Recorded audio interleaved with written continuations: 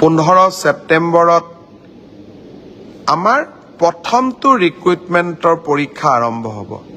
11 লাখ প্ৰাৰ্থী। পৰীক্ষা পতা সহজ নহয়।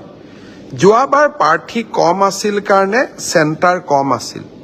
এইবাৰ চেণ্টাৰো বহুত, প্ৰত্যাহ্বানো বহুত। কালিৰ পৰা আমি প্ৰস্তুতি কৰিম যাতে পৰীক্ষা সুন্দৰ কৰি হয় আৰু পৰীক্ষা আমি যাতে সফলতাৰে পাৰ কৰিব পাৰোঁ। পৰীক্ষাত নকল কৰা বা পৰীক্ষাত নিয়মৰ বাহিৰত গৈ যিসকলে কপি কৰে, নকল কৰে, তেওঁলোকৰ বিৰুদ্ধে আমাৰ চৰকাৰে এখন বিধানসভাত আইন প্ৰণয়ন কৰিছে। ইয়াৰ ফলত পৰীক্ষাত নকল কৰা ব্যক্তিজনক গ্ৰেপ্তাৰ কৰাৰ উপৰিও তেওঁৰ ঘৰুৱা সম্পত্তিসমূহো চৰকাৰে অধিগ্ৰহণ কৰাৰ এক ডাঙৰ ক্লজ এই আইনকেইখনত আছে। 2 দিনৰ ভিতৰতে আমি এই আইনখনৰ বিষয়েও বহুল প্ৰচাৰ কৰিম। মই আশা কৰিম মেধাৰ ভিত্তিত নিযুক্তি। বহুতে কয় মোৰ মেৰিট আছে কাৰণে মই চাকৰি পালোঁ।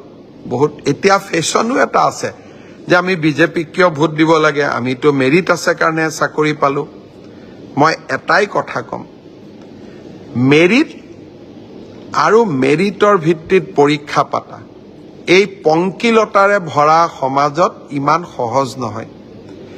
এক প্ৰকাৰ অহা কালি পৰহিৰ পৰা আমাৰ অফিচাৰসকলে ৰাতিয়ে দিনে কাম কৰিব লাগিব যাতে 15 ছেপ্টেম্বৰৰ পৰীক্ষা নিকা হয়। কিন্তু মুখ্যমন্ত্ৰী বা আন মন্ত্ৰীসকলে যদি বিচাৰে পৰীক্ষা নিকা হ'ব নালাগে, মোৰ মানুহে চাকৰি পাওক, তেতিয়াহ'লে সকলো কথা সহজ। ৭০ বিপৰীতে গৈ আমি কাম কৰিছোঁ। পৰীক্ষা নিকা হওক, আমাৰ মানুহে পাওক নাপাওক, মেধাৰ ভিত্তিত চাকৰি হওক। এই সংকল্পক সিদ্ধিলৈ ৰূপান্তৰ কৰা এটা অতি কঠিন কাম।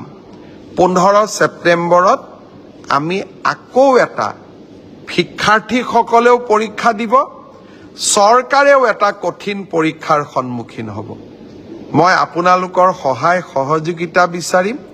আমি কেইবাটাও টেলিফোন নম্বৰ দিম। কোনোবাই যদি ক'ৰবাত কিবা এই ধৰণৰ বেআইনী ঘটনাৰ সুযোগ পায়, নকল কৰাৰ ঘটনাৰ খবৰ পায়, কিবা নকৰিবলগীয়া কাম কৰিব এনেকুৱা আগতীয়া খবৰ পায়, আপোনালোকে যাতে আমাক জনাব পাৰে। 15 ছেপ্টেম্বৰৰ পৰীক্ষাটো চৰকাৰে নহয়, অসমবাসীয়ে লগ লাগি আমি সুন্দৰ কৰি পালন কৰিব লাগিব। ঘটনাৰ খবৰ পায়, কিবা নকৰিবলগীয়া কাম কৰিব এনেকুৱা আগতীয়া খবৰ পায়, আপোনালোকে যাতে আমাক জনাব পাৰে। 15 ছেপ্টেম্বৰৰ পৰীক্ষাটো চৰকাৰে নহয়, অসমবাসীয়ে লগ লাগি আমি সুন্দৰ কৰি পালন কৰিব লাগিব।